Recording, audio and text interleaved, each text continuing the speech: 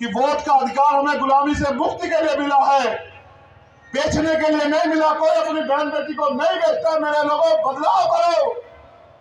ये जो आंधी खड़ी है नौजवानों की, मैं कहना चाहता हूं, ये आंधी जिस दिन मेरे साथ मेरे पीछे खड़े होकर चलेगी, आगे नहीं, बराबर में नहीं, उस दिन मैं गारंटी से कहता हूं कि राज भी आपका होगा और ताज भी आपका होगा।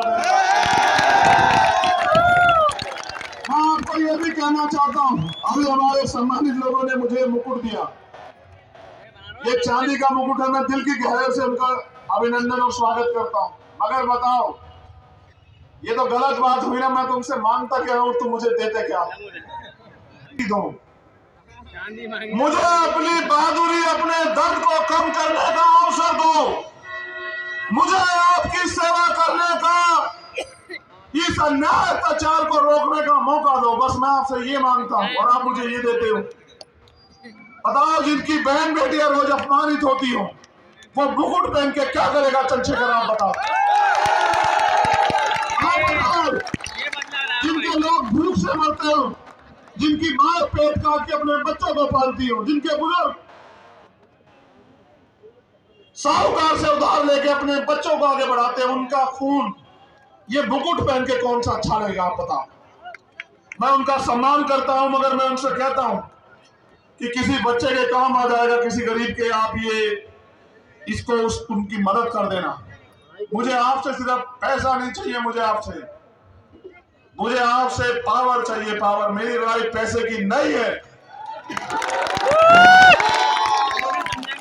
मेरी लड़ाई तो इस समाज को पैरों पे खड़े करने की है।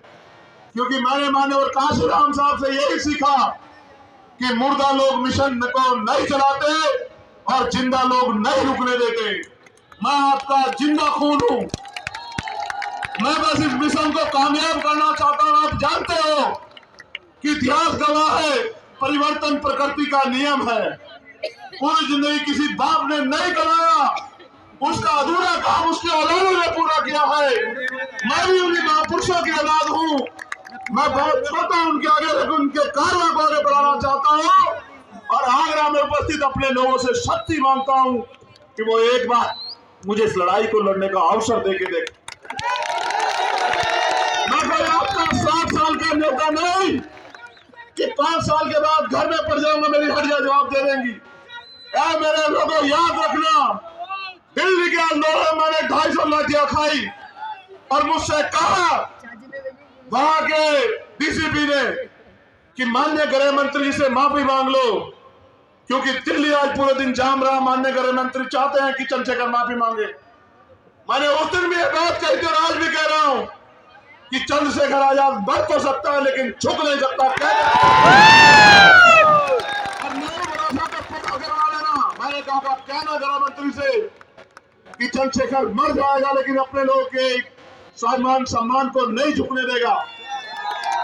मैं आज भी वही कह रहा हूं और आपसे कह रहा हूं, और मैंने कई बार कहा कि माननीय गृह मंत्री जी, ये तो मेरे लोग तैयार नहीं हो, सत्ता आती जाती रहती है।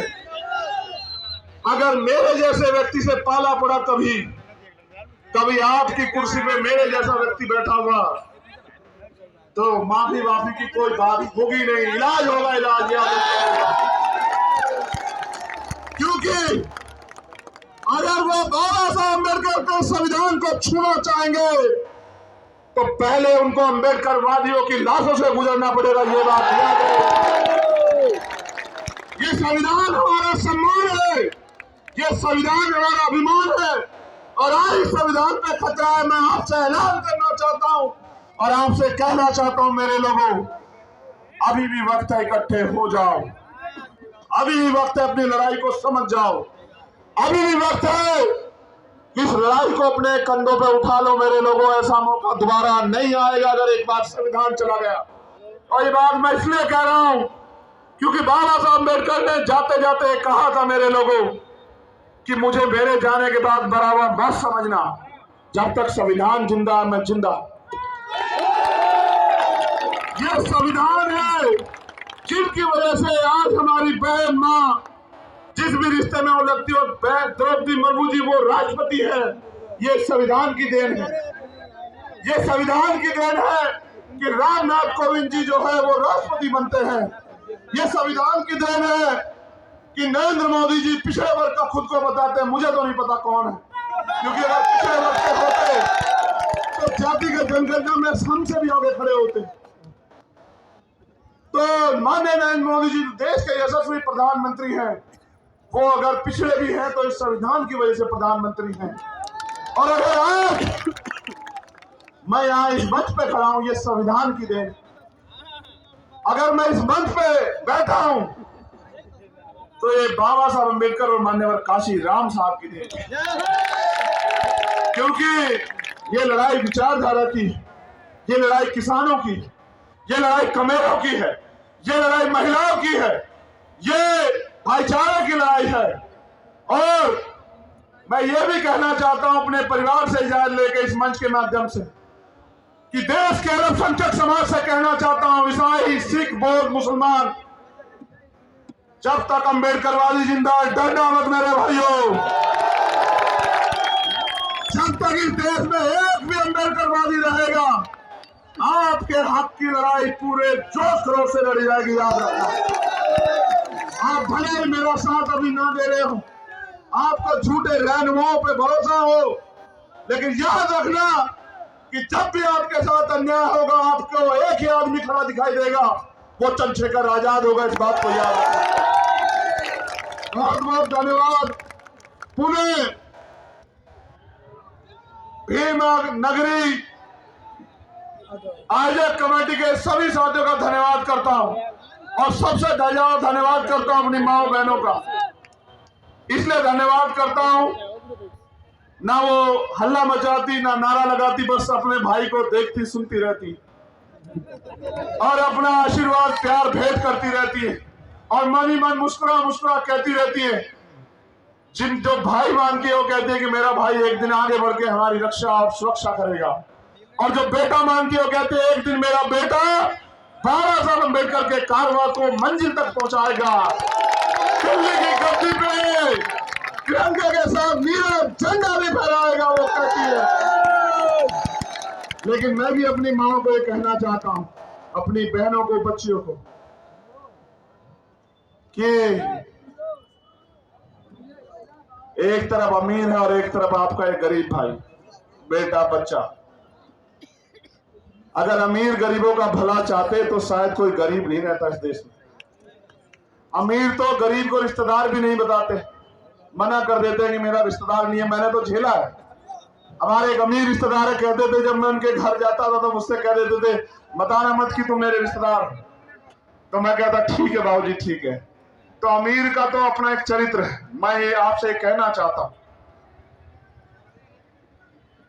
कि जैसे आपने अपने घर में अपनी बेटे बेटी को अवसर दिया है, मेरा भी आपके ऊपर अधिकार बैठता है कि मैं आपके सम्मान और हक अधिकार की लड़ाई को लड़ूं और आप मेरे साथ खड़े।